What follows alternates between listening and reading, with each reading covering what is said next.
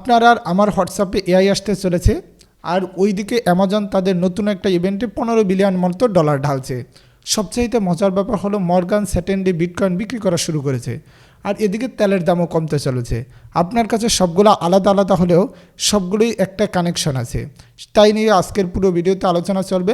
আপনি যদি প্রতিদিনের আধুনিক দুনিয়া সম্পর্কে আপডেট রাখতে চান তাহলে আমার চ্যানেলটি ফলো করতে পারেন। আমরা প্রতিদিন যে হোয়াটসঅ্যাপ ব্যবহার করি, বন্ধুবান্ধব, স্বামী স্ত্রী এবং বসকে বিভিন্ন ধরনের যে মেসেজগুলো পাঠাই থাকি, এইগুলো এখন বর্তমান সময়ে আইসা মেটা কোম্পানির প্রধান, মানে হোয়াটসঅ্যাপের যে প্রধান, হোয়াটসঅ্যাপ কিন্তু মেটা কোম্পানির একটা প্রোডাক্ট। আমাদের মার্ক জুকারবার্গ সে ঘোষণা করেছে যে এখন হোয়াটসঅ্যাপের ভিতরেও এআই চলে আসবে।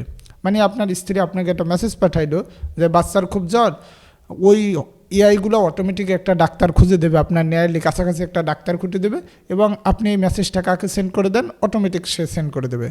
অথবা আপনার বসকে আপনি একটা প্রফেশনাল মেসেজ দেখতে চান, আপনি জাস্ট ওদের কমান্ডটা দিয়ে দেবেন, ও অটোমেটিক আপনার জন্য লিখবে এবং আপনার বসকে মেসেজটা পাঠিয়ে দেবে। সবচেয়ে বড় ব্যাপার হলো বাংলাদেশে কিন্তু বর্তমানে প্রায় 3.5 কোটি মানুষের মতো হোয়াটসঅ্যাপ ব্যবহার করে। সারা বিশ্বে প্রায় 350 কোটিরও বেশি হোয়াটসঅ্যাপের ইউজার রয়েছে। তাই বিশাল একটা পরিবর্তন আসছে হোয়াটসঅ্যাপের দুনিয়ায়ও। মানে এআই জিনিসটা এখন এমনভাবে ঢুকতে চলছে আমাদের দৈনন্দিন জীবনে। যতই দিন যাবে এআই আমাদের থেকে তত বেশি ডাটা সংগ্রহ করবে আর তত বেশি স্মার্ট হবে।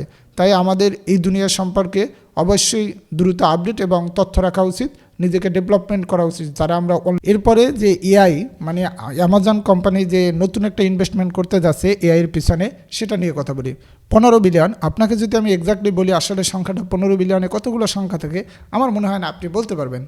তারপর আমি বলি বাংলাদেশে কিন্তু রপ্তানিতে পুরো এক বছরের রপ্তানি থেকে আয় হয় 55 বিলিয়ন ডলার। মানে আমাদের আয়ের 1/3 অ্যামাজন কোম্পানি শুধু এআইয়ের পিছনে ঢালতে আছে। বর্তমান সময় এআই নিয়ে রীতিমতো ওই যে এআই তৈরি করা কোম্পানিগুলো রীতিমতো যুদ্ধ করতে চলছে।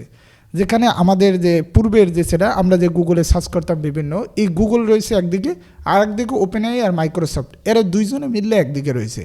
মানে এই এআই যুদ্ধে যেই জিতবে, মানে যারাই সবচাইতে বেশি ভালো প্রোডাক্টগুলো তৈরি করতে পারবে তারাই আগামীর দিনে লিড দেবে।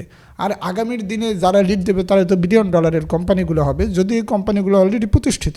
তারপরে এরা ওই রাজকীয় আসনে নিজেকে বসাইতে চায়। যদি এই দুই কোম্পানির যুদ্ধের কারণে আমাদের জন্য একটা বেনিফিটেড আছে, কারণ এই দুই কোম্পানির যুদ্ধের কারণে আমরা অনেক জিনিসই ফ্রিতে ব্যবহার করতে পারতেছি। তবে সবচাইতে কঠিন বা বাজেতম যেই দিকটা হচ্ছে, বাংলাদেশ কিন্তু ফ্রিল্যান্সিংয়ের মাধ্যমে বিশাল একটা অর্থ আসে, বাংলাদেশে রেমিটেন্স আসে।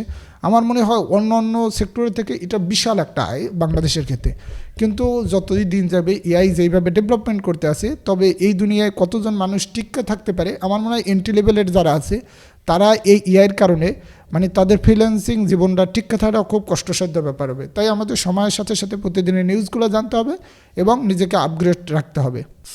ইরান আর আমেরিকার মধ্যে যেই যুদ্ধটা চলমান ছিল, বর্তমান সময়ে সবাই হয়তো জানেন যে 10 দিনের মতো যুদ্ধবিরতি হয়েছে, বিভিন্ন জিনিস উত্থাপন হবে এরপর। যদিও এই শুধু যুদ্ধবিরতিটার ঘোষণার পরপরই তেলের দাম অনেকটা কমে গেছে, কিন্তু বড় বড় যারা বিশেষজ্ঞরা তারা বলতে আছে যে এটি রিসিশন আসবে। আমরা অনেকেই মনে করি যে এইসব নিউজ আমাদের জন্য দেখার কোনো দরকার নেই, কোনো প্রয়োজনীয়তা নেই।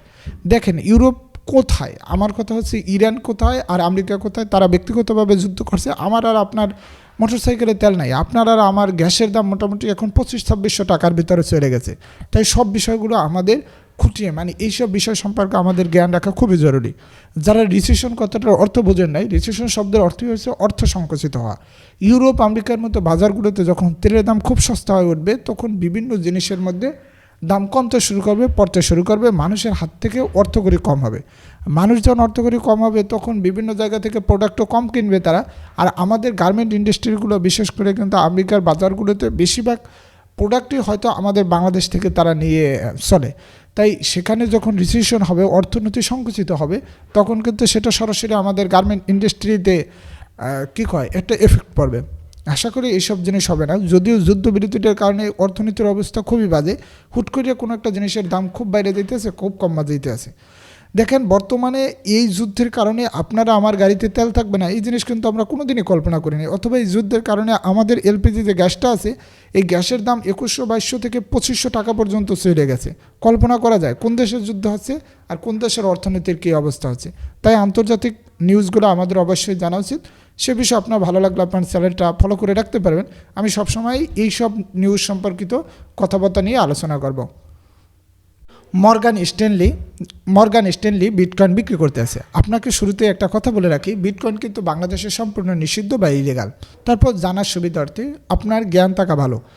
আপনি যখন এই বিষয় সম্পর্কে মোটামুটি জ্ঞান রাখবেন, তখন আপনাকে কেউ আইসা এই বিষয় ভুলভাল বুঝাইতে পারবে না।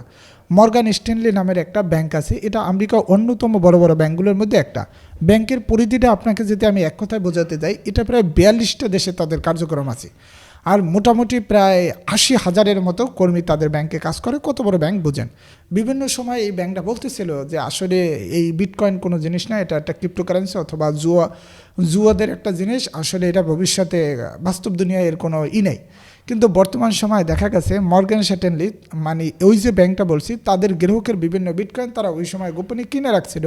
যদিও মুখে মুখে বলতেছিল যে এই বিটকয়েন আসলে আমাদের কোনো কিছুই করতে আছে না, মুখে মুখে তারা এই কথাটা বলতেছিল। বাস্তবে বর্তমান সময়ে দেখা গেছে তারা বিটকয়েন বিক্রি করতে আছে। তার মানে এত বড় ব্যাংক যখন বিটকয়েন বিক্রি করতে আছে, তার মানে আপনার বুঝতে হবে যে বিটকয়েন কত বড় মাত্রায় পর্যন্ত পৌঁছে গেছে, বিটকয়েনের স্বীকৃতি দেওয়া হয়ে গেছে। মানে সোজা কথা, আপনি মুখে মুখে বলতে আছেন বিটকয়েন আসলে কিছু না, একটা জুয়ারিদের প্রোডাক্ট, কিন্তু আপনি সেই জিনিস বিক্রি করতে আছেন। তার মানে বিটকয়েন কত দূর পর্যন্ত চলে গেছে বা ভবিষ্যতে বিটকয়েন আদৌ টিকবে কি টিকবে না, এটা এখন কোনো আর বলার বিষয় থাকে না। তবে আমাদের উচিত সব বিষয় সম্পর্কে মোটামুটি, যদিও বিটকয়েন বাংলাদেশে নিষিদ্ধ, তারপরও আমাদের এই দুনিয়া সম্পর্কে অবশ্যই ধারণা রাখা উচিত। এই দুনিয়া সম্পর্কে মোটামুটি আমরা বিশ্ব সম্পর্কে যদি মোটামুটি ধারণা রাখি, তাহলে আমরা অনেক সময় যেমন আজ থেকে আপনি যদি 10 দিন 20 দিন 50 দিন অথবা 1 মাস আগে আপনি রাখতেন যে আসলে বর্তমানে এর মাধ্যমে আমাদের দেশে ইরান আর আমেরিকার যে হরমুজ প্রণালী আছে, সেই মাধ্যমে আমাদের দেশে তৈলগুলো আসে। তাহলে আপনি এই যুদ্ধ লাগার শুরুতে আপনি বুঝে যাইতেন যে আমার 10 লিটার বা 15 লিটার তেল মজুত করতে হবে, নর্মাল চলাচলের লেগে আমার একটা সিলিন্ডার কিনে রাখতে হবে। তাই এইসব নিউজ যদিও আমাদের ক্ষেত্রে ডাইরেক্ট সরাসরি কিছু না, কিন্তু আমাদের দেশে ইফেক্ট পড়ে বড় বড় বিষয়গুলো। তাই আমাদের সকল বিষয় জানা উচিত। এর পরবর্তী সময় বিটকয়েন বা বিভিন্ন জিনিস নিয়ে আলোচনা হবে। আশা করি সে পর্যন্ত ভালো থাকবেন। ভিডিওটি ভালো লাগলে অবশ্যই লাইক, কমেন্ট আর সাবস্ক্রাইব করবেন। দেখা হবে নতুন কোনো ভিডিওতে। এটা আমার প্রথম এআই রিলেটেড ভিডিও। এখন থেকে প্রতিদিনই এই রিলেটেড একটা ভিডিও তৈরি করার চেষ্টা করব। জানি না ধারাবাহিকতা কতটুকু পারি। দোয়া রাখবেন। আসসালামু আলাইকুম।